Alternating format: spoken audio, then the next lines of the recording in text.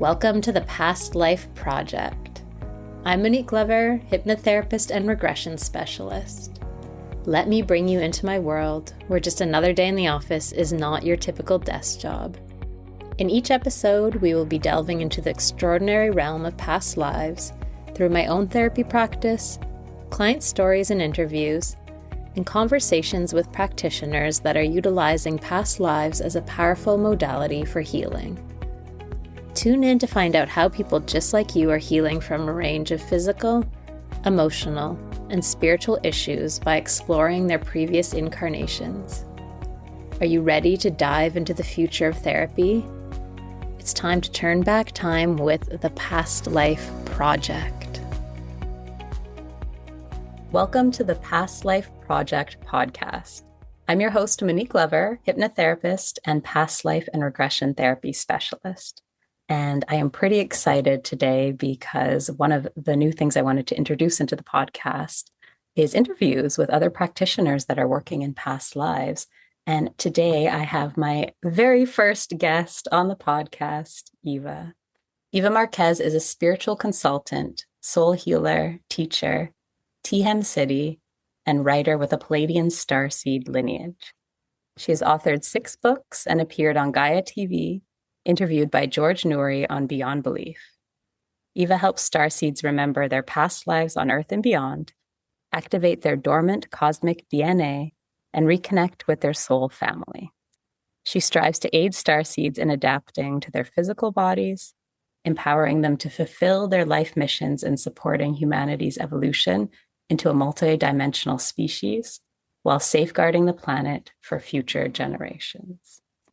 And Eva was one of the first people that I met on my journey to discover my own starseed lineage and to figure out what the heck was happening with all of this starseed stuff that had been kind of coming into my world. So I'm very excited to have her here today. So Eva, tell me a little bit about yourself and maybe also about the term starseed, because I know it's common to us now, but other people might be thinking, well, what does the starseed stuff even mean?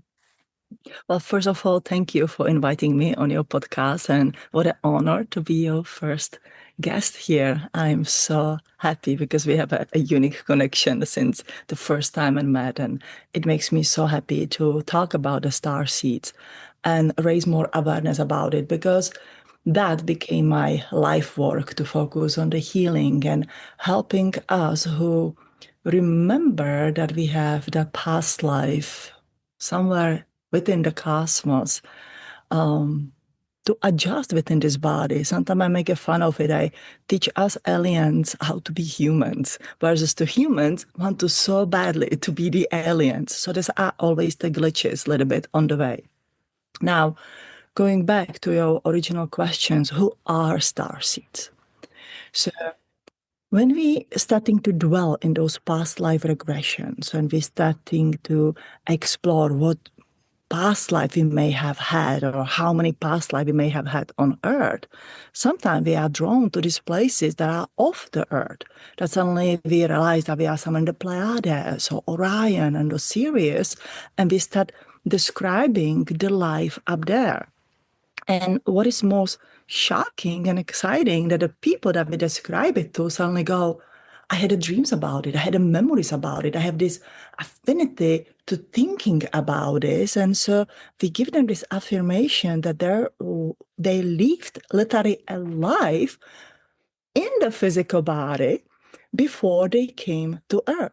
So the starseed mean that you have experienced a life, a physical life. I don't speak only as an orb of white light or as a being of light. I mean the physical alien incarnation before you have decided, or before they have decided to join the Earth or experiment on the Earth or explore the Earth, whichever way we want to do it. And for whatever reasons, I think there were very good reasons in the beginning, we decided to stay here and eventually continue in the earthly incarnation to understand the humans, because we came here to teach, we came here to heal, and we came here to show a way of life that they can adapt with us so they can become multidimensional like us.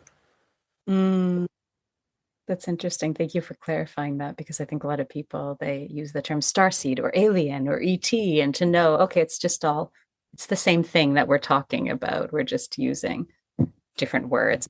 Absolutely. There are so many words today, from the blue rays, rainbow rays, crystal children, alien beings, light beings, angelic beings. If you have this feeling within you that you are one of them, it means that you have experienced the life somewhere before you came on earth. And then we try to label it with something because you feel so different than the regular human beings. Like suddenly you realize, like, well, I'm a human, I'm not different than them. We are all in the human body, but we start seeing and feeling that difference within us. So we try to put a label on it. And the label, in a way, separate us from each other even more, because do I belong to this group, or this group? Well, the point is, we are all star seeds, if I should choose to name for it. But, everybody else can choose the different name under which he or she will group it. That's interesting. Instead of looking at labeling yourself, it's actually separating you more, instead of the point being to be of Earth, that you're here in a human body and you're meant to be of Earth right now, and not being out in the stars. Because I think a lot of us, we do, once you find that out, it's you daydream and think, oh, I want, or have this longing for home and I want to go back there instead of being here. Yes, yes, that is the common thing, that when you realize that you want to go home, then obviously we cannot go home right now. We can after the end of our life. We can definitely ascend and we can choose that we don't have to return back here. But before we even come to that, it is such a gift to be within the body, as what Pleiadians always speak about. It is an incredible gift because through this body, we can manifest, share our past life knowledge into the physicality. I mean, the past life, whatever we have learned, let's say, I feel close to the Pleiadians, but we have learned from in Pleiades. How did we adapted that teaching and the knowledge when we came to Earth? How did it work for us? What did not work for us? And how do we apply in our everyday life to make it better? And so instead of, again, focusing on this, we're focusing, okay, am I this? Am I this? Am I that? Everybody has a third eye vision. Why I don't have a third eye vision? There must be something wrong with me. And that goes with those separations, separating ourselves into, somewhere where we think we belong. Versus, I do think that one huge lesson from this past life, because we talk about this past life that we're bringing, is oneness, unity. And if we want to achieve multidimensionality, we have to somehow unite ourselves within ourselves and within our tribe that we have here on Earth. Do you find when people come to you, is there common themes that you see when people seek out wanting to explore these lives? Have they had, like you said, have they had dreams before? Do they know what a starseed is? Do they just feel other? What kind of draws them in to start exploring their past lives? So it usually starts with that they heard or read somewhere that word starseed. And it's something, it like create this emotional reaction inside of them. It's like, I started to cry or feel it, but I don't know what it is. Well, what it means is that the consciousness within you responds. You came to word or to something that is familiar. And that consciousness, that reality is within our DNA, the soul mind consciousness is part of our DNA, sort of mirror that back like you are on the right side. It starts drawing you in. So that's usually the first thing. Some people says, well, do you think I'm a starseed? When you just ask that question, the natural answer is yes. You don't want to explore something that you have no interest or not even inner subconscious memory of. The second is they usually say that since the childhood, they would have this draw to the stars. They would watch Pleiades or Orion or the Big Dipper or the Sirius. And it was like I would watch the stars and I don't know, I would feel so great. And I watch the stars and I just feel like out of this body, like it was so beautiful. Yes, your home was calling to you. Some people have an alien encounter. They see the aliens come visit them. Some have seen the UFO as a children. Some have been as a children or later on taken on the spaceships. Now, just to clarify it here, not all visitations to spaceships are malevolent abductions. There's a lot of great and good stories up there. So that is usually that first pull to it to start exploring, like, what is there for me? Now, then what I found absolutely exciting, what really got me, I would say, solidify on this journey. When I started to do past life readings, because it all started with past life readings, like with you. I was just doing the common past life readings. And then suddenly this soul family aliens started to coming. And I was like, what is that? I remember one gentleman in the beginning asked me, he was like, Eva, do you think you can do like some attunement or something to enhance like my psychic abilities? I was like, hold on, let me just ask my guides. And they're like, yeah, let's call it a DNA activation. And that literally happened about 15, 16 years ago, and I'm still doing the same protocol since then. I was like, that's interesting. The next step, they started to sending these star seeds to me. There was not just people who wanted to, let's say the regular past life reading. Suddenly, the star seeds started to coming who wanted to know more where they come from. And I know that exactly the same thing happened to you because we talk about it. And then there was similarity in these people in the past lives.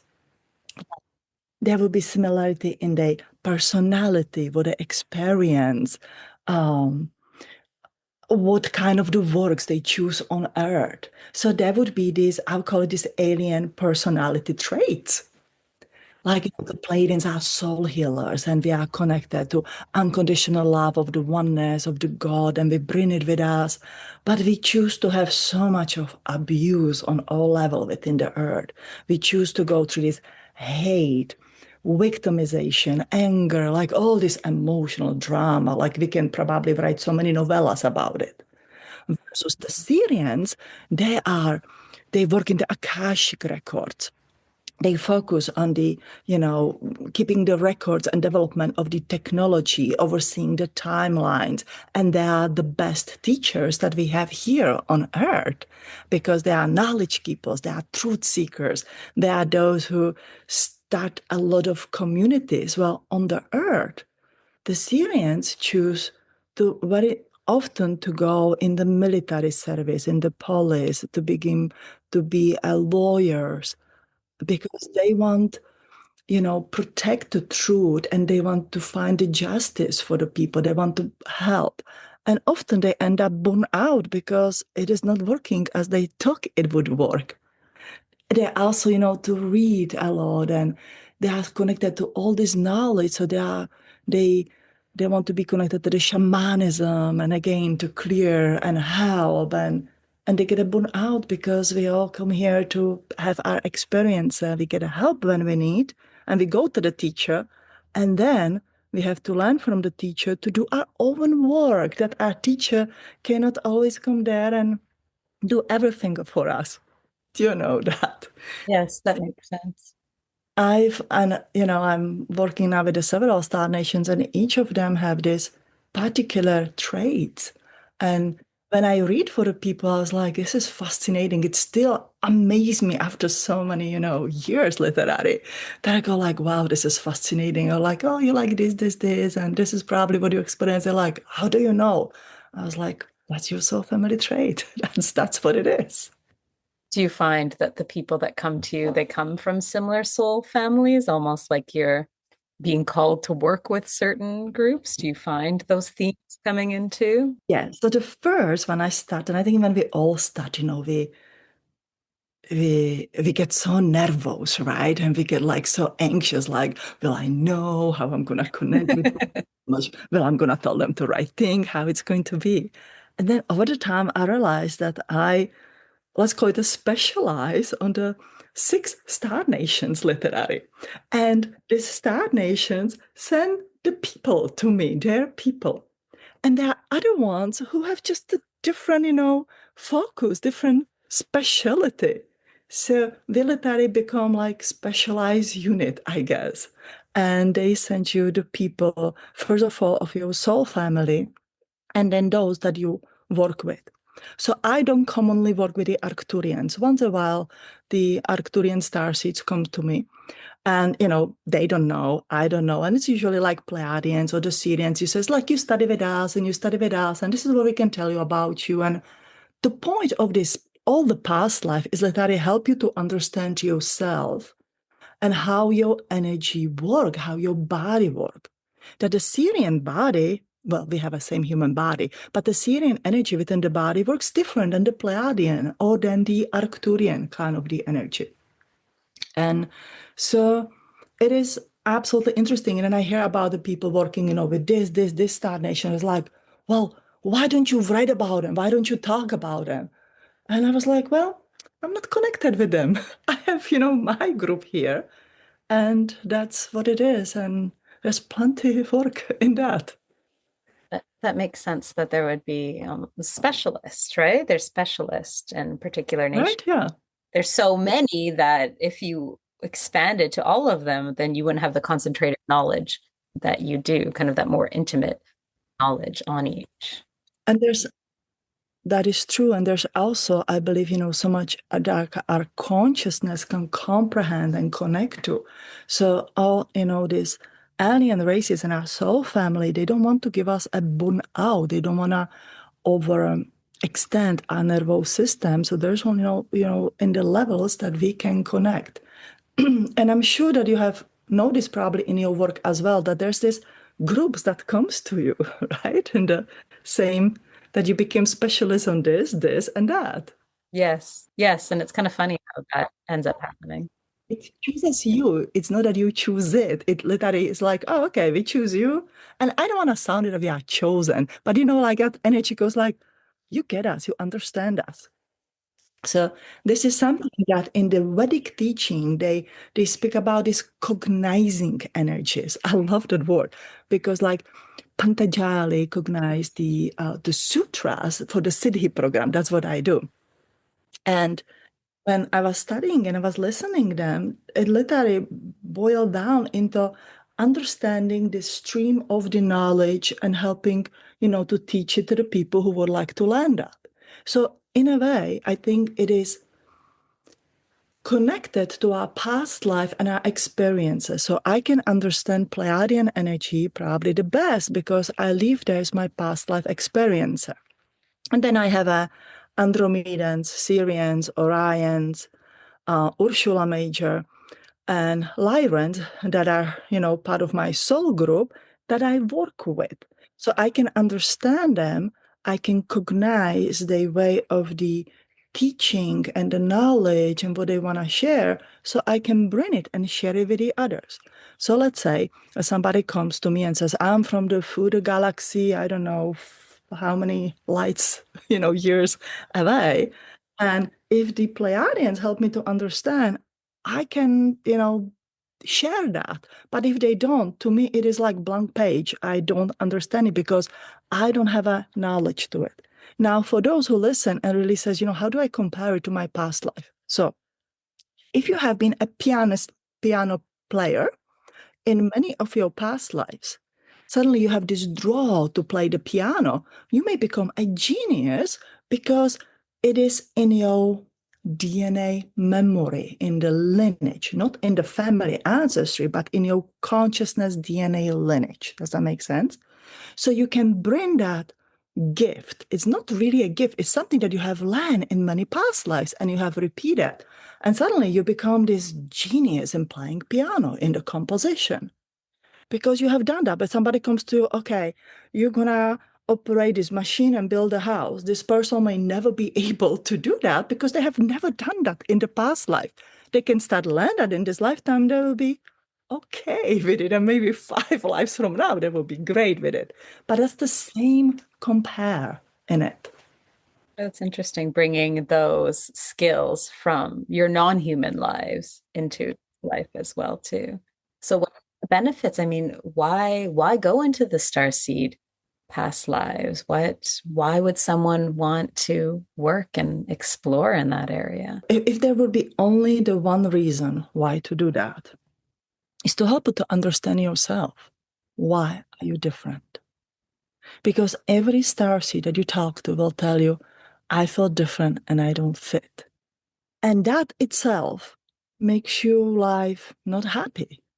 Because you're like, I don't belong here, or I came to the adopted family. That used to be my story when I was little. Like I was telling everybody in the neighborhood that I'm adopted. And eventually my mother was so angry with me that she's like, you have to stop saying it. I was about 5 or 6. And she's like, I look exactly like my mother. I was not adopted. But there's all these memories. So it's to understand yourself. And then next to exploring. So as we said, they have an ability or the gift. The gift is just something that you have learned and you repeated it for so long that you became good with it or at it, that you became so knowledgeable that makes you an expert in it. Now, from our body, we may remember, like people says, I remember putting the hands on the people and they have healed and they just walk out to heal from the table. Why I cannot do it right now? So that is the good reason to remember, that you have this gap in the skills. You have a memory, but your current skill are not matching your memory. So when you have that memory, it means that this is what you can do, but here you have to learn to grow to that abilities. So in extraterrestrial body, we have a very robust nervous system. That is my belief from all the channeling. And we also stay in the body for several thousands of years. Now, each body has an expiration date, whenever we are so awesome or not. But there's a difference if you are in the lifespan of the thousands of years and you learn how to transfer your consciousness by the end of one life into another body when you are ready to incarnate. So you are continuing build up on the knowledge and you have to relearn the skills in the body, but you have that knowledge and it's much more easy to do so. And so here you are, and something within your consciousness telling you, you are the healer. You can heal with your hands. And then you try. The nervous system in the human body that we are today is still in the primitive stages, like we are better than we have been. But it's very fragile. We get depressed, we get anxious, we get panicky, we get all these feelings. And if you are a starseed, we get extra of them. Like it's not a fun journey for a long time because you struggle with a nervous system that wants to be connected to everything and that want to heal, while it is not developed in that way, and many people are not willing to practice it.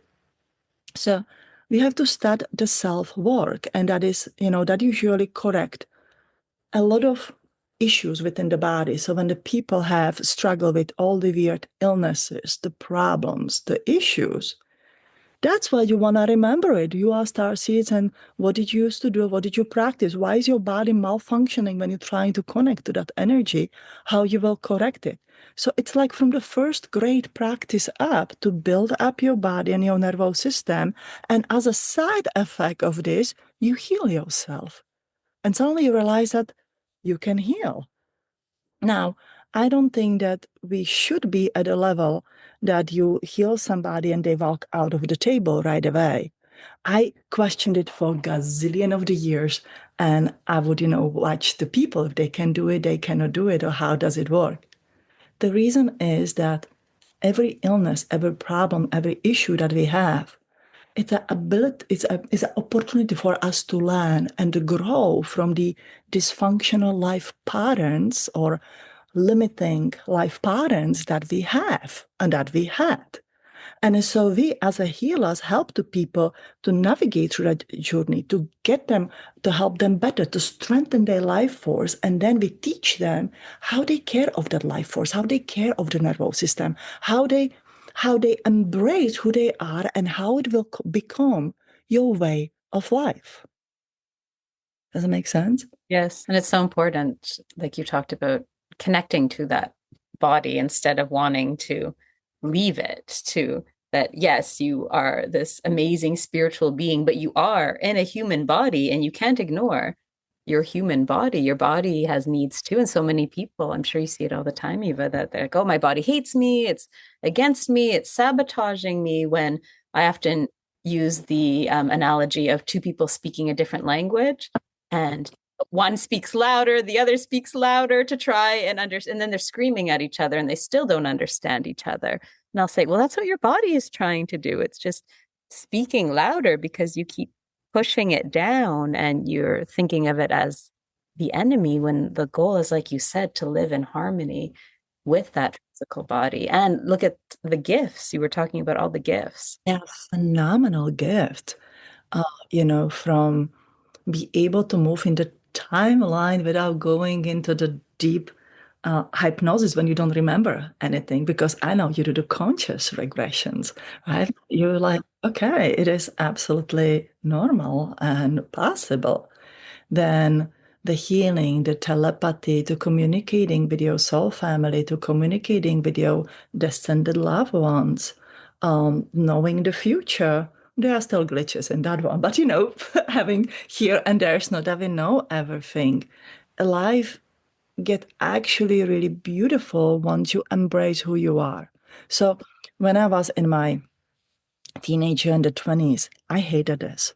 I was so afraid of everything. I was like, oh, I don't want to feel anything. I just want to be normal. I remember thinking like, I just want to be normal because I could not understand myself. And then when I turned it all around and I said, you know what? This is the greatest part of me. This is the greatest part of my life.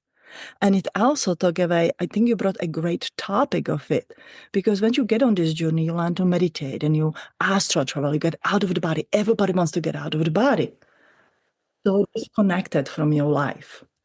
You get so disconnected from the body. Every time you return back to that body, you go like, ugh, it's, this, and we age, and it's going to be this, and I get a wrinkles, and I go to all this and that, and my family is this way, and I don't have enough money that I would like to have. All these issues are amplified, incredibly amplified. So actually it becomes worse for a little bit than it has been before, and then people panic. The reason is that we need to learn to meditate inside of the body and just stay in the body. Like there's nothing wrong to have the journey and go there. We'll do that, but then stay in the body and learn to be one with the body and harmonize the body. And learn. There are the two reasons I get so excited about this, because I feel your soul family and my soul family. The one reason is to create the physical body or embodiment of yourself. When you create that life where you feel with the love of your soul and happiness of your mind, that is commonly described as the fifth dimensional energy that you can hold within your body. Now, when you do that, you're literally gonna end all the life patterns. This is something that we talked in the beginning about. If it's okay to mention it. Currently, we are living in the year 2025. 2 plus 2 plus 5 equals to 9. So we are in the year 9 vibration. This year support us the most in the ending a life pattern. So everybody who listens, this is the greatest time for your past life to find it and resolve it for good, because you can end it. While you end that, let's say you have a pattern of self-destructive anger, or you have a pattern of being in the abusive relationships, and you can look in your past life, it goes like up, it comes to me, to all of that. Then we are going to work through it and we find the opposite energies of it. So if let's say the life pattern has been self-destructive anger, then there's a acceptance, there's a passion. Anger is just a fire, and I'm using my fire in the wrong way. So if I have a lot of anger, there's a fire of the passion inside of me that I can add into creation. When I was the podcast, the books, to build a house, create a whole business and sell the teas, whatever it is, it can be transmuted in the most beneficial ability, a gift that we may have on our journey. And that's super exciting. Now, the second part, when that happened, there's something very interesting that Pleiadians taught me. They all speak about the new earth. We're creating the new earth. There is the new earth when it's going to be up there. And he says, you are the seeds of the new earth. That's why majority of the starseeds literally came back here at this time. Our body, our bone structure, actually, that's going to stay here after we die, after our consciousness goes to the, finally home, it's going to stay here and will be programmed with all these beautiful fifth dimensional energies. And whenever we get buried or burned, is that how we call it in English? Burned. Our ashes will stay here. That is the seeds of the new earth. We are the seeds of the new earth. So this is what it's supposed to do. When we walk into the battlefield, we go and where used to be battlefield, I don't know, 200-300 years ago. And you go there and there are all these spirits and bad energy and we feel bad, we try to clear it. So when anybody would walk over the place where our ashes have been spread or our burial has been done, it's going to be like most beautiful energy. It's going to be like Stargate portals, kind of the energy.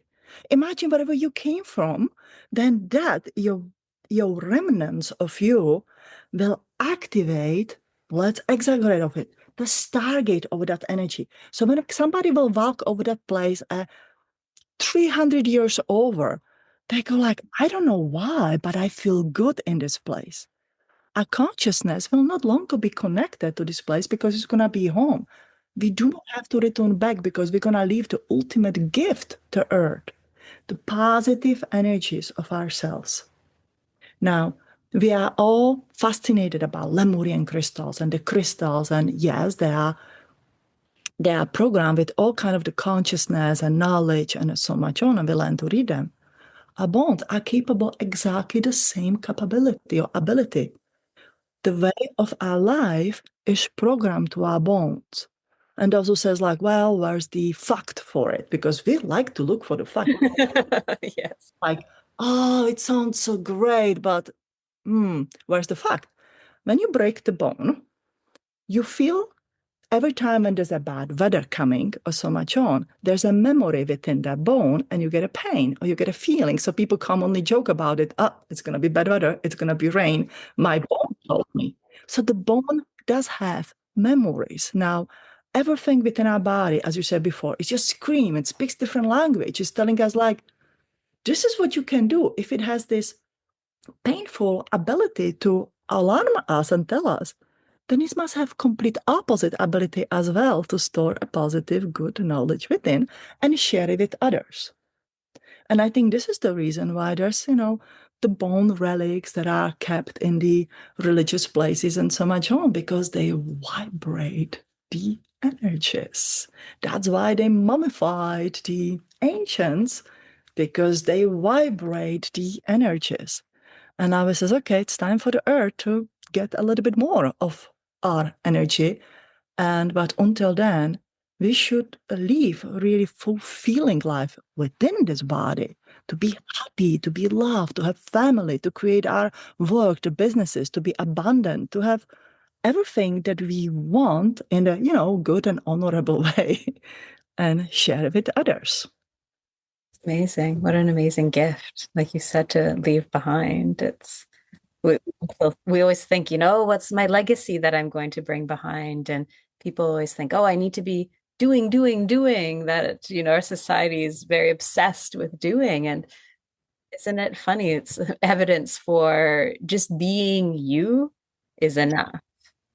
Just being you is enough. And as much as we want, we are not going to take this body anywhere else. And I think we're going to have a pretty cool bodies, whenever we in the light sphere of the body, whichever way we choose to be up there, those bodies going to stay here. And the more we program them in that, again, that happiness, the love, the good energy, they don't need to remember our names. The people, first of all, we teach them to be connected to the energy. And second of all, they just will feel the goodness, um, and the possibility, everything that they can follow in our footsteps. And yeah, I think that's bring completely different outlook on the star seeds and why we are here. Because many girls says like, oh, somebody just pushed me here and just tricked me into coming here, and I don't want to come here. I has been forced. No, you have chose to, and you. I joke about it. You went to the cafeteria before you came into this lifetime, and you pile your play with all kind of the sufferings and issues and so much on. And my teacher who taught me, she says, oh, Eva, and you went to the desert table like twice probably, and you autopilot up there as well. And then we come down here and we go like, oh God, what I was thinking? Like, this is like, be ill, be this, be abused, have problems, and nothing is ever work. You will never be happy. And, your high self goes like, come on, just digest it, turn it into something good, turn it into something good, turn it into opposite of the good. So no, we agreed to it. And there's this beautiful saying from the Jesus Christ in the ancient community of the Essenes that we will meet again in the time of Aquarius, which is now, and now it's time to be all of us here, because I do believe there were star seeds. You know my stories. I believe that there were definitely star seeds showing how we can shift, how we can change within our body, how we can become, completely different, and how we can manifest all these abilities through us within the body, and how we, come here again and we'll do it again, we'll live it within us. What I found absolutely fascinating when I started to study the Sidhi's program, the TM Sidhi, and there are stories that Jesus Christ went to India for the training as well with all the stuff. And when I heard, I was like, that's what he must have learned, because all of this, what we think like extraordinary ability, are trainable abilities. It just takes a considerable time, and you need to, really devote yourself to it and be very disciplined to do so. But all of that is just a trainable thing. And again, the more you do, more you practice, the more you embody yourself within this body, the more you leave behind as your legacy. It doesn't have to be the book, doesn't have to be the house, it's just you. Takes the pressure off of you, doesn't it? That it's just you. Yeah. Yeah. That is the best thing we can do for the earth, for the humanity, and it is everybody's choice if they choose, to embrace more good or just embrace more bad. It's all just a learning ground. Yeah. Do you find, is that a common starseed trait that you were talking about going to the cafeteria and piling your plate up? Because I'll often, get the questions of why. Well, why did I choose all of this? Because now I'm here as a human. This sounds like a lot, and I think maybe I was being over ambitious. Do you find that's a common starseed trait to pile higher than maybe non-star seeds? Yes. Oh, absolutely. Yeah. It's almost like somebody was walking that cafeteria, and again, just a metaphor, who was saying like, hey, you know how you awaken faster? Like, you're going down to the earth, you're going to okay. We cannot do this. Like some people have these little gaps and so much on that there's very few. And you're going to have this amnesia of your consciousness. And on the earth, there's this phenomenal energy that everything evolves through suffering. So the more you suffer, the faster you evolve. Like imagine that you can evolve in the one lifetime like you would do in a five consequences one. So you have a little shortcut. We know that you always pay the price for a shortcut. So it is a common thing. And then the hard part of the healing within this is to acknowledge it. There's no other way around, because sometimes I come across the people who become so angry and it's just like, take it away. I was like, I cannot take it away. I want to wipe up my soul contract. I can't do that for you. Only you can do that for yourself. That's why all this self-work and retire looking, okay, let me look my past life, let me look my life patterns. The most self-destructive life patterns that, we added up in that pile of our plate are only in our past 2000s of years. That since, we left the ancient Essene communities, the group of the Jesus Christ and Mary Magdalena, and then he says, okay, well, there's 2,000 years in between. Let's get along. And we know that those past 2,000 years on earth has been difficult. The people who manifested or who showcased their abilities have been burned, has been punished, have been, tried to be wiped out from the face of the earth. Yet you cannot kill the soul. You can kill the body. The soul will reincarnate with more and more traumas and issues. I call it the soul's PTSD. And then we get that advice in the cafeteria. It's like, okay, to heal your PTSD, put yourself into more suffering than you have done before, and you're going to find yourself. And so we do become the mess. It is extremely difficult for our nervous system and for our psyche, and literally get ourselves over that victimization and anger that our ego is beautifully producing for us. So it is not an easy job, but it is a doable job. I remember many, many years ago, I found this wonderful, the lady who became my teacher, or she found me maybe, it was like, my mother from the past life. And she says, well, what do you want? And I told her, well, I want to be a true teacher. And she's like, Eva, go home and think about it. And I was like, why? How bad it can be? Like, I want to have a knowledge. I want to teach. I want to heal. I want to do all of these things. And she says, did you realize to what kind of the pain you're going to submerge yourself into? What you will have to dig out and take out. And I was like, oh, how bad it wants to be. I want it. It was just something inside of me. I wanted it. And I had so many days I would sit in my corner and just to cry by the window. And then she would come and she's like, are you done whining and crying? And are you ready to do your job? And sometimes I go in my head like, God, I don't like this woman. Like, what the heck did I get myself? She has been the biggest blessing on my journey. And it was beautiful. So the point I'm saying, we don't want to make it like, oh, once you realize that you are a starseed, everything's peaches and there are roses ahead of you. They are, but you have to walk to that rose garden. You have to walk and you have to be brave. You have to be bold. You have to want it bad enough. And then something magical will happen. There's this point in your life when everything starts supporting you. Then you like come, over that hill, over that, like, suddenly you're digesting that pile of the food. And you stop blaming everybody and you stop thinking, what a horrible life when you have. You're like, okay, it is what it is. And then you are supported by the law of nature. You are supported by the law of the cosmos. And you start manifesting things. And the people come to your life. And it's actually fun. It's a fun journey after that. It's good. It is. It becomes, like you said, once you figure out the pattern, it's almost like a game, because I find the deepest things that you go through, like you said, the deepest pain and suffering that you go through into your life, once you're on the other end, you often get called to teach it. And it doesn't have to be teaching in a traditional manner or working as a practitioner. It could just be to the loved ones around you.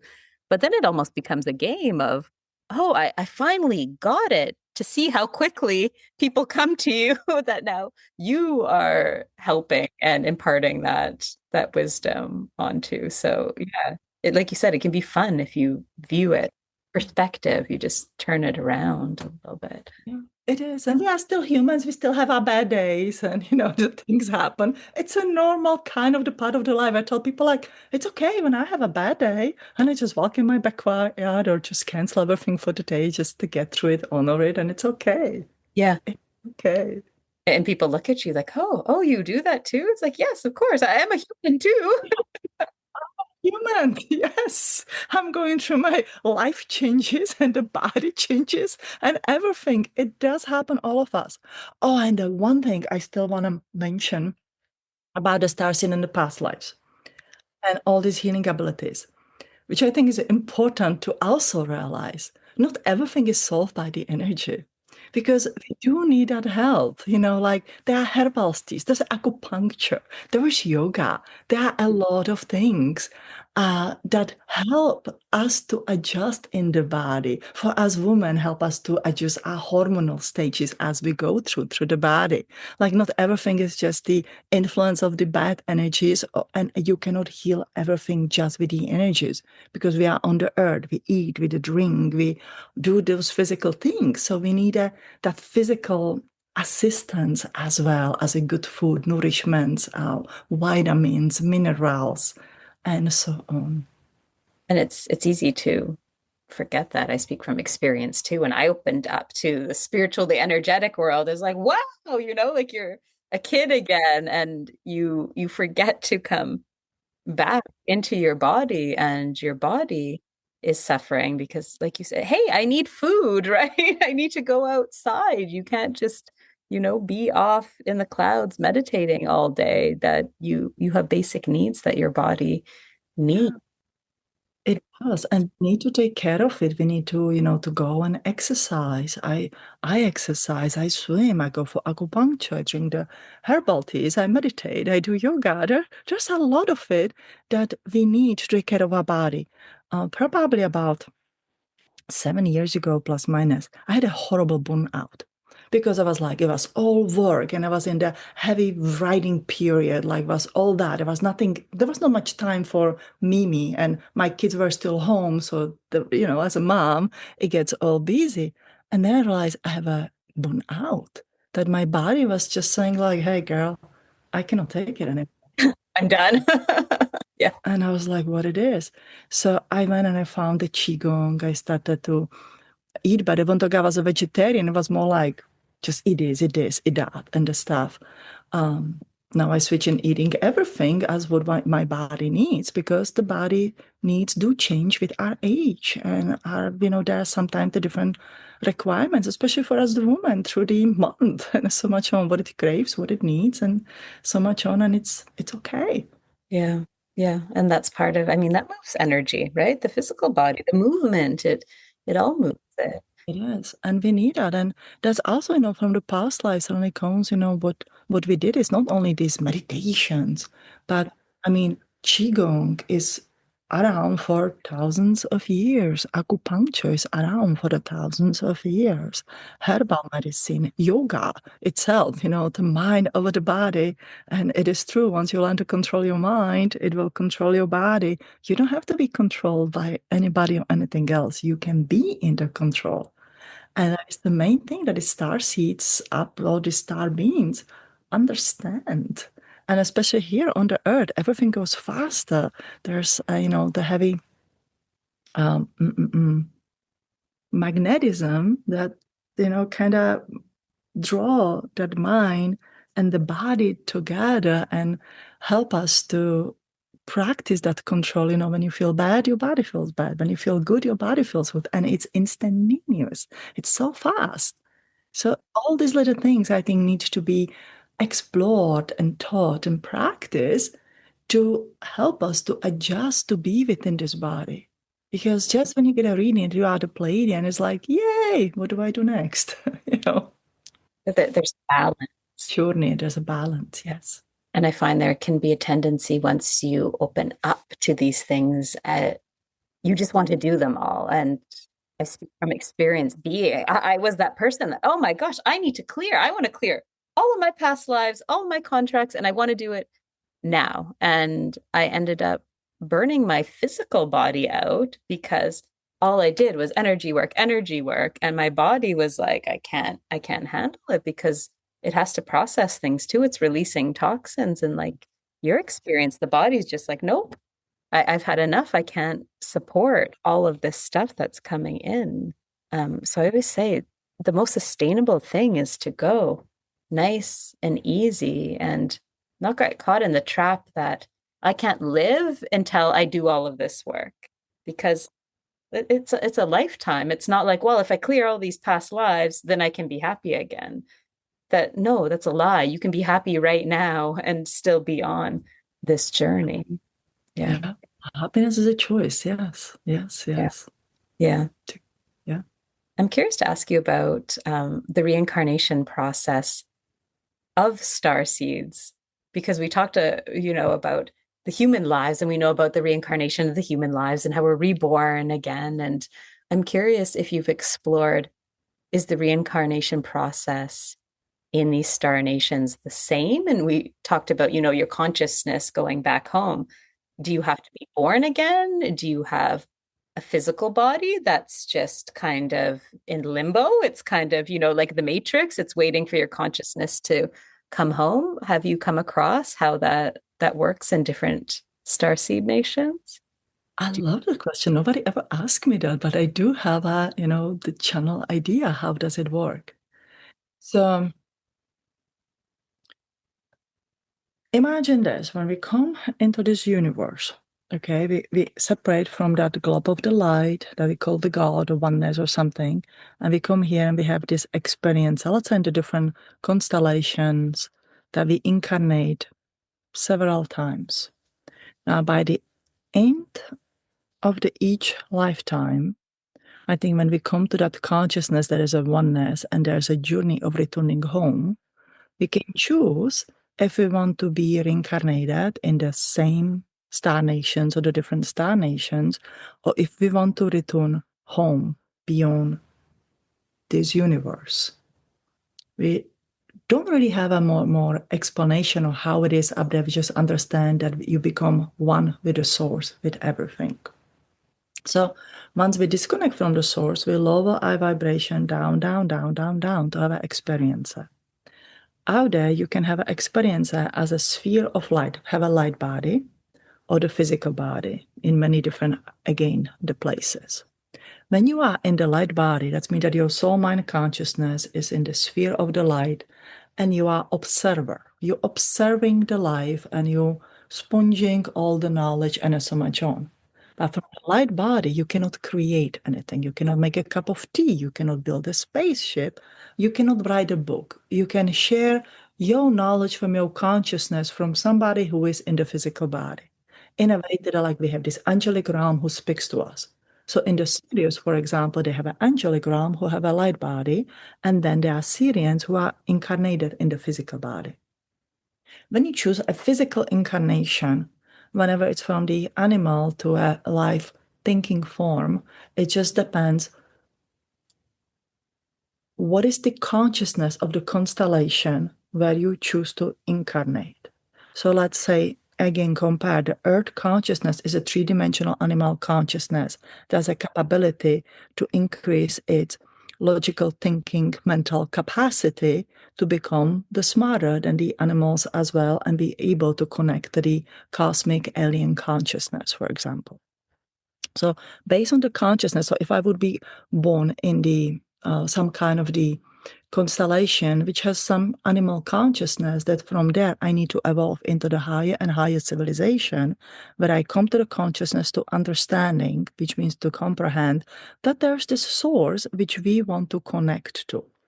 Then I think the rules are the same. You disconnect from all the material possessions, wanting to controlling the mind and everything up there, and you can go and become part of the oneness. Now, the incarnation is very interesting. So my knowledge would be like Lyran, Syrians, Orion, Pleiadians, this sector that I work with. I'm very convinced that we have technology that when you know, says, okay, my body is, I don't know, 50,000 years old. I cannot tell you exactly the number. I think it's going to go into deteriorating stage. There's a technology where they can take your consciousness. Maybe we can imagine they put it into the cup or they download it on the computer stick. And we don't know how they do that. And when there's an agreement that somebody wants to conceive a baby and a child, your consciousness may be transformed to these parents. So it's a conscious conception. Can be held in the, let's call it a storage place, but I mean in a very good and the most positive way. So you may not incarnate for the next several thousands of years until you are called forward to, or you may have an agreement that you will get incarnated into. So there's a lot of conscious transfer of the consciousness from the body to the body. You may choose. So let's say if I know that now my body will deteriorate and I have lived in the Orion, for example, I may choose that my next incarnation will be around the Pleiadian soul family, because with the Orion, I master all my mind and I want to learn more about the soul and how to create that beautiful energy. If I want to learn about the twin flame, which is means soul and mind working in the beautiful union, I want to incarnate in the Sirius. So there are choices. There are choices. Honestly, the way how I feel it, you have to come to the particular level of the consciousness when you have that choice. Otherwise, you are repeating the same pattern in the same place. So same like, we may realize that we have been here in the ancient Atlantis and we get stuck in our soul hurts, wounds, problems. And we get reincarnated again and again and again because we cannot overcome the destruction or that they kill us or what happened to us. We get in that we get stuck in the animal consciousness. Then something happened, and forget about the cafeteria and all that stuff.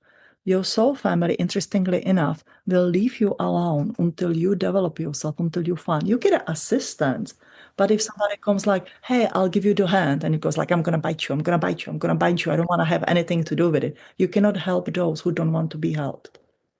So they will stuck in their consciousness until they realize like, oh my God, how many times have I done this? I'm stuck. So the same happens up there in these constellations that I know. You can get stuck in the incarnation cycle until you come to the higher consciousness and then you have a choice. Does that make sense? Yes, absolutely. And it's more motivation. Even you were talking about in numerology that this is a great time to clear those loose ends. It gives you even more motivation to do it now, because if you don't, then you're just going to get stuck in the same cycle until you learn it. You don't want to. And this cycle repeats every 9 years, what I talk about, like with the 2025. But for the past 9 years, I have done it consciously since the year one. That was my first time. And it has been incredible. Again, lots of release and the changes, but it has been incredible. So now it is a opportunity for everybody who become conscious about it to do it. And you change your next 9 years of the life, but you also change your whole destiny with up there. So we don't have to get stuck in this occurring, like, okay, this is what I do, this is how I get, this is my misery, and so much on, because I just can accept that it have happened to me.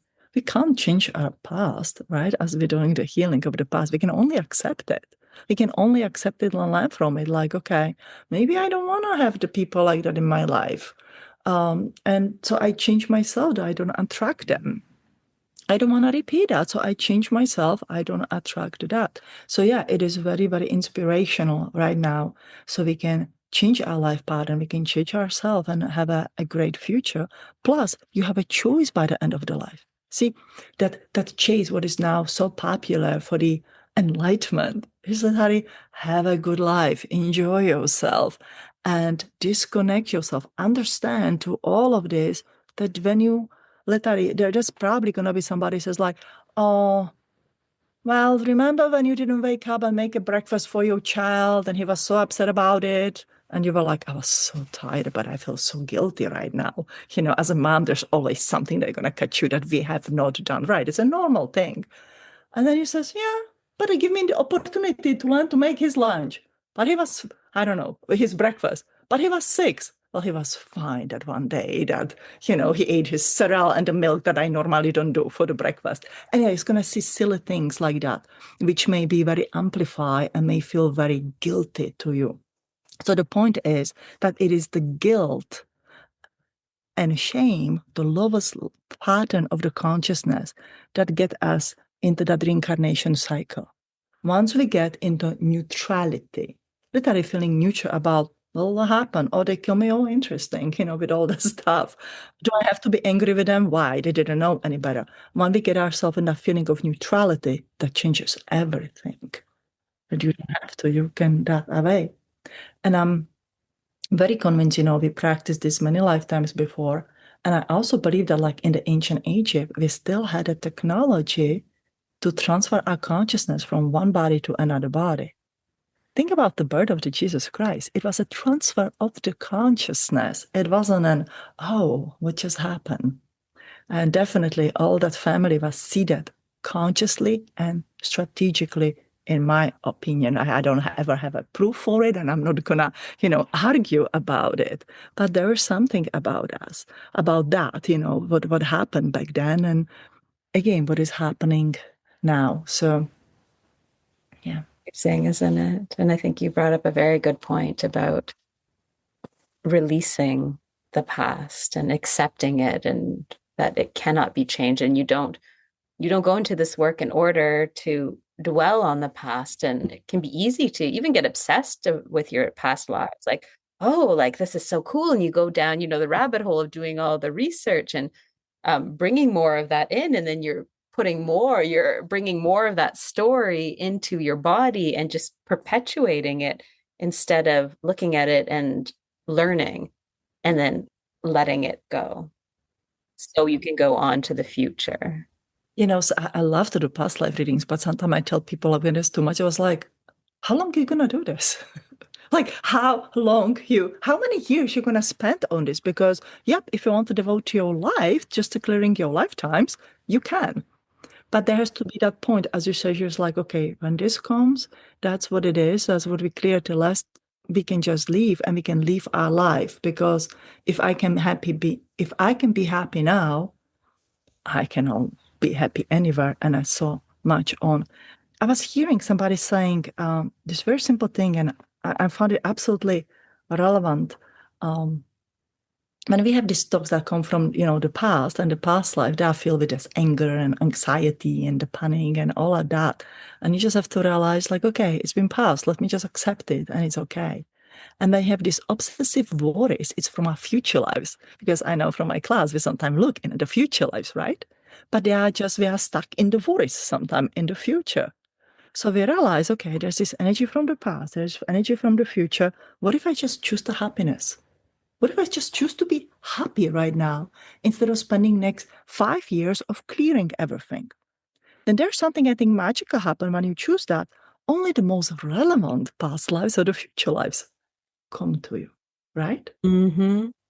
Yeah, instead of putting all your energy into, well, now it's going here and here and here, all in the past and all in the future. And it's like, you have this giant to-do list and you can't even focus on one task because your energy is in this timeline and that timeline and everywhere. And then your nervous system is freaking out because it can't hold it all. And then the family goes like, Mom, what's for dinner? And you go like, come on, don't have a time for that. They don't care. They want their dinner. They want the homework done. They want a house clean with all that stuff. No, it can get a lot. So I think it's very good to stay in the present time and then see, once in a while something arrives and you go like, okay, I'm feeling bad. Let me just look into that and let me go through it fast. You don't have to dwell in it for such a long time. Yeah. Yeah. Don't go digging for something that's not there. Because I find we can get addicted to pain and suffering that that you wanted. It's like, well, what happened? I want to go through the the next traumatic death. And you think, well, why would someone want that? But you can go down the path of being obsessed with having to clear, and that's the only way to go to the future is by clearing all of it. And like you said, oh my gosh, there's so many lives. Do you really want to spend your life digging through all of that, or wait till what comes up that's relevant? Yes. And yes. then I think that's the best. Yeah. And as a starseed, sometimes we have what I found that sometimes the people have like this library within the download of the library. So like, and especially when you do the readings and the stuff, like you feel relevant to every life. It was like, did I live all of them or do I just have a download of the memories of them? which I know that some people experience as well. And from that is like, how do you walk into this biggest library and clear every single book? It's impossible in one lifetime. So focus your energy and it says, okay, what is the most important?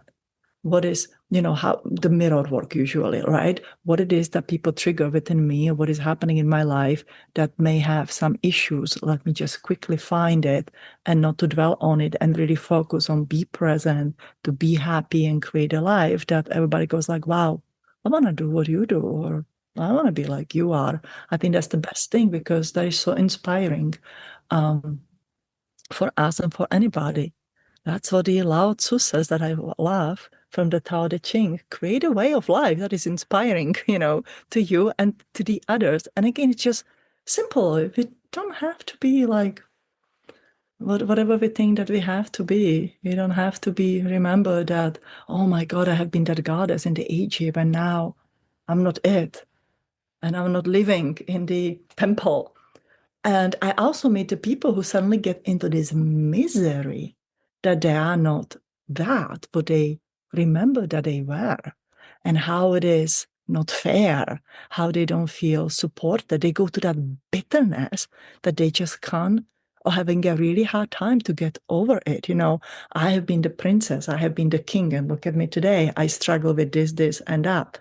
And it is in the many ancient teachings, it is written that just because you are the king doesn't give you the right to, by the birth, to be that again. If that's what you want, you need to strive, learn, and practice to be that.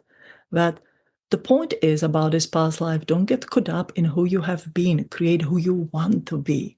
Like take this, right, as a reference, like what are my potentials and who I want to be today. And I think that is a beautiful energy of 21st century for all of us, that ability to tap into our past life and get inspired. Like, do I want to be called the witch and get born on the stake again? Nah, been there, done that. Let me find a different approach of how to share my knowledge with this. Do I want to be somebody who, I don't know, write books and share the knowledge that are still shared today? Yes. Or do I want to build a temple or house that will gonna be here 300 years from now? Yes. So we take it as an inspiration, like what to do, what not to do, and then really decide who I want to be. And I think that's purely up to us. We gave ourselves that opportunity. It is not that this is the list that I got written, I have to fulfill it. I think this is a beauty. Actually, probably the most beauty of the past life is that you can change your future. You can graduate about your plate of the food and the dessert from the cafeteria. And you says, I don't want to eat the rest of it. And all you have to do is to dump it into the garbage. But it's like, okay, that was interesting. I've done that, but I don't have to do that. From now on, I'm going to have the best part of my life and I'm going to design it. And here's something interesting that I found with the people, even within myself. Suddenly you go like, what am I going to do? I don't know. Like you get like so excited. It's so easy to do for the other people. And then you're like, it's easy to fall. Same like it is easy to get addicted to the pain and the suffering and relieving it. It is very easy for us just to follow in whatever we have prepared instead of step out of what they call the step out of the time and says, what is it that I want now? It's like, I think this is where the yoga helps a lot when you have that mind-body control. So you have the mind-soul control. What it is that we want to create? What is it we want to experience? What is it that we want to do? So in my class, because you've been there so many times, commonly we practice with the tea, right? Smelling it, tasting and having this beautiful meditation with it. So how my life will smell and taste now, and that's all, complementing of our senses and the physical body and that embodiment. That is actually challenging for many people. I think for all of us, suddenly says, I stop running in the rat wheel. Where I'm gonna go. Or I came from all this journey, like, all the rivers flow to the sea and the sea to the ocean. And from there, you can have a boat that can go anywhere within the world. Where is it that you want to go? And we are also, kind of caught in all of that, the starseed, the reincarnation within our consciousness, on the singular level. Suddenly we get this freedom. It's like, okay, I'm in the body yet. I'm not going to the oneness yet, but what it is that I want to experience. I mean, somebody asked me, like, where is it you want to travel? And I was like, I don't know. I'm just stuck in this. Like, if you can go anywhere where you want to go, where is it that you would like to go? And suddenly you go like, well, the family wants to go there, like it's to go there. I was like, don't think like a mom anymore, where it is that you want to go. And that sometimes takes the time to sit with it and see really, what is it that I want in my life now? It's beautiful, because I feel at the end of the day, we chose to be here, and we chose to be human and live this human life. And that's a task, isn't it? That can be more daunting than digging in the past, is to sit and think, oh, yeah.